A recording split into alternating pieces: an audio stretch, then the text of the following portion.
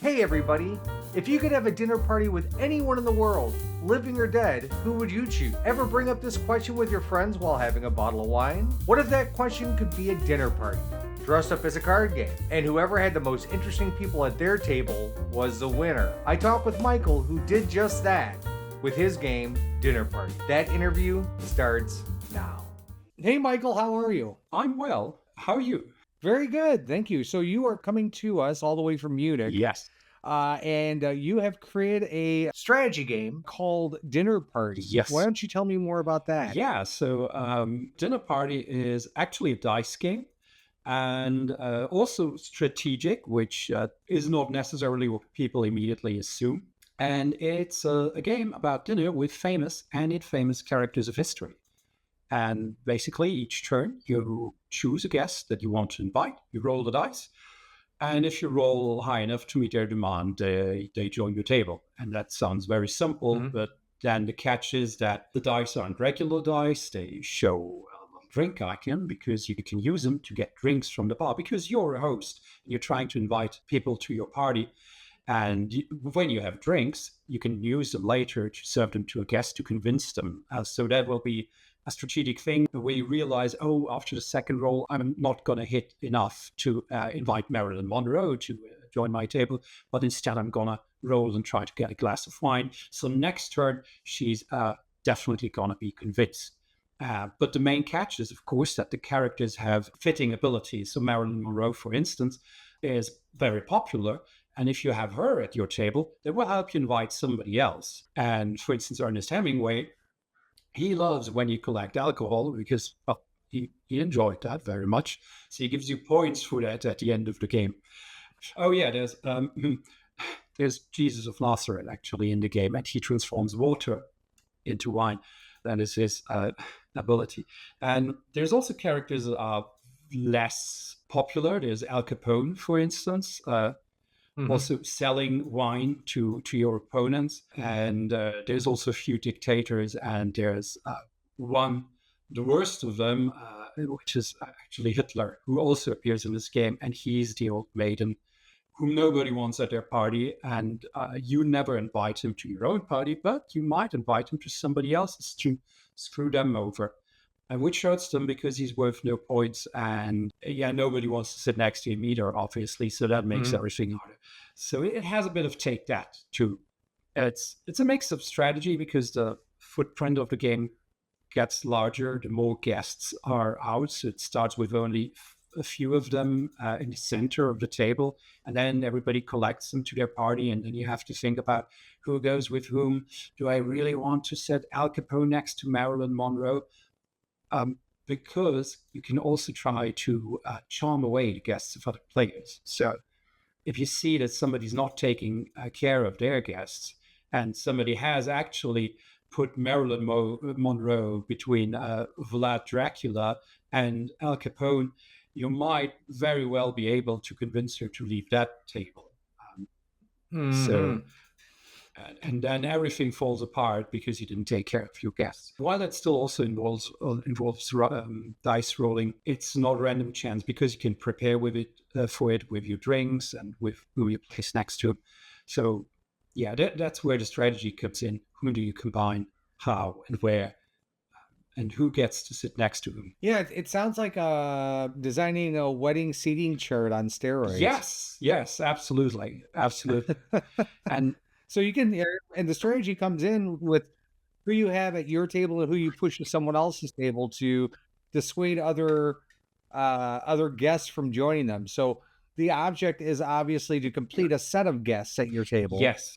Is that correct? Yes. Yeah, I forgot about that. So every guest except Adolf is worth 1 point. Basically, there are five occupations in the game. There's politicians, there's artists, there's scientists, there's economists, and there's religious characters. You'll also be able to invite the Buddha or some characters like Henry VIII, who counts as a politician, and well, he founded the Anglican Church, so he technically counts as religion. So some do both. And you want to have all of them. So you want to have a dinner party that features all of these categories.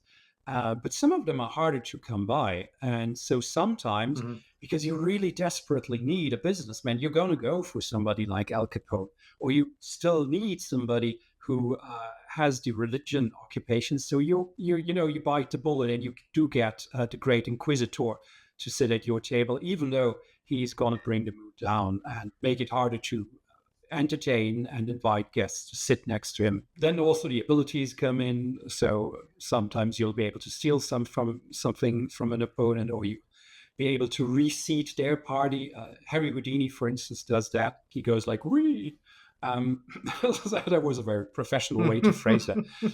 Or Galileo Galilei, for instance, he can reseat your party because stays moving. Jesus can create wine Yes, from so water, so that keeps all the alcoholics happy. Yes, and wine is also more valuable. So if you get water, which is the cheaper drink that costs only one icon, that gives you +2 on the later turn. And if you get wine, which costs 2 icons, meaning of course you have to have two of your dice showing that icon, which also means it's harder to get a guest this turn. So it's quite likely that you can get a guest this turn, you get a glass of water, but it's much harder to get a glass of wine and a guest. Um, so wine is more valuable. Of course, not if you have somebody like Abraham Lincoln who just says, no, thank you. I don't drink.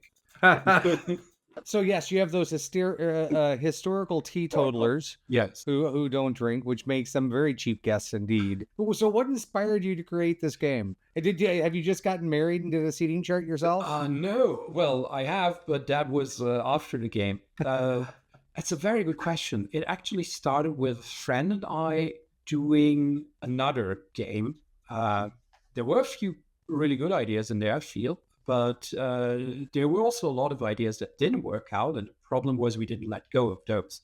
We just kept trying to fix things by adding more things, making it sound more dramatic than it was. But at the end, we definitely were overwhelmed, and it was, let's keep this for later. And then I decided I wanted to make a smaller game, and this trope of characters of history sitting around and doing stuff, that's been around before. I think there's an episode of Star Trek where Stephen Hawking plays poker with Isaac Newton and Albert Einstein, or there's an old Monty Python sketch where German and Greek philosophers play soccer, and stuff like that. And so I really don't know why. It just seemed funny, and then it became a thing. And I started it in 2016. It sounds like a lot of fun. I mean, especially from the standpoint of me being a role player and a D&D player and things like that. I could imagine trying to role play at the table how these people would be interacting. And I think that, if you're sitting around with a bunch of fun people, they're going to be making, their impersonations of these people sitting around the table and how they're interacting. So I think there's a multi levels of entertainment, not only just from its face, but from kind of these imagined conversations that they'd be having with each other around the table. Absolutely. Like sometimes you get combinations where you're really like, I don't think Rosa Parks appreciates her new neighbor, because you Right. Yeah. or you're getting like you play Mao, whose ability is, by the way, to take away drinks that you gave to your guests so you can redistribute them, and then you're like, Yeah. I'm sorry, Winston Churchill, but we need this wine for the party. Well, so there's a little bit of history, like we were talking during the pre-interview. This is not an educational game. No, actually. But Yeah. I take it that the guests resemble their historical counterparts in mannerism and in specific drinks, or how much they drink, or so some of those affabilities. So that's what I think makes it really fun for me, is thinking about Winston Churchill sitting next to Abraham Lincoln or Mao, or I mean, it could be a myriad of guests. So that's what really intrigues me. Continue. What I tried to do with the game basically was, there's never anything in a game that says, "Did you know, kids? Something, something." But let's go with Ernest Hemingway. So, for instance, Ernest Hemingway's ability, as I just said, is he gives you points for alcohol. That is a reference to the fact that Hemingway was pretty much a raging alcoholic, which is a little bit dark humor. And, the game has a bit of dark humor. And if you know that, if you heard about that, you're like, I get it. And if you didn't know it, you're like, I wonder what that ability is about. And then you're like, you either don't Google it or you don't care. And you're like, I guess I can piece it together. Or if you want to know why a character has this ability, then you look it up. So if you want to know why does Fyodor Dostoevsky let you roll one more time, yeah, no idea. And or why Mao takes your drinks away. Yes, which is actually, that's funny. It's actually a beneficial ability in the game. So it's both a jab, and it's actually for you as the player, you're like, yeah, sure. For the sake of the party. So the moral of the story is when you play this game and you play the characters, if you don't understand their abilities, Google them and you'll understand everything. Yes. It's a nice little rabbit hole to go down, I guarantee it. Actually, a lot of reviewers have said that they were like playing and they were discussing and then they were talking about the characters and some people were Googling them. And actually every character has a little flavor text at the bottom. And that flavor text is always completely made up. So, for instance, Dostoevsky's flavor text is, I'll win it all back this time.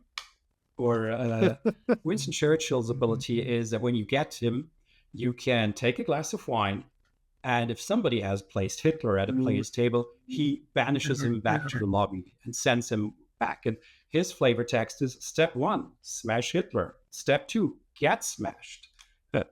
Obviously, none of these things were ever said by them as characters, but they hint at something I wanted to say about them. But yeah, that sounds like a lot of fun. So is this available now? Is it kickstarting? It is kickstarting right now until 24th of October. So a little bit after I'm going to be at the Spiel this weekend, for instance, trying to promote it a little bit. Oh man, I really wish that's one of the conventions I would love to go to. We were supposed to go to Gen Con this year and we got ill. We got COVID, so we couldn't go. And so, but Spiel is one of the ones that I really do want to go to because it's massive. It's so much fun. Yeah, but I mean, it's understandable. It's a much, let's say, lower hanging fruit for me sitting already in Germany. Well, it's closer to you. Absolutely, yes. Yeah. But I will have links below to your Kickstarter and whatever other relevant information so that way people can find your game. I know I would like to pick up a copy myself because I think it is hysterical and just visually, I can't wait to see it. Michael, thanks for coming on the show. I appreciate it. I wish you the best of luck. Thank you very much, Mike. It's been a pleasure. All right.